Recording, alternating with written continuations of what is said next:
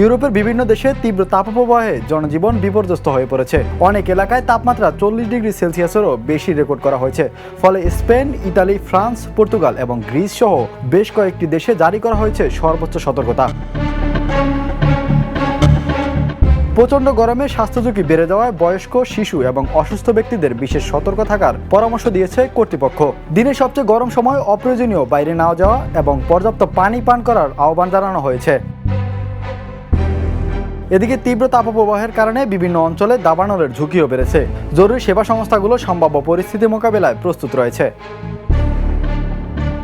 আবহাওয়াবিদরা বলেছেন, জলবায়ু পরিবর্তনের প্রভাবে ইউরোপে তাপপ্রবাহের ঘটনা আরও ঘন ঘন এবং তীব্র হয়ে উঠেছে।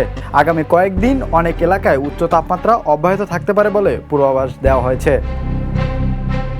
Imran Hossain, the news.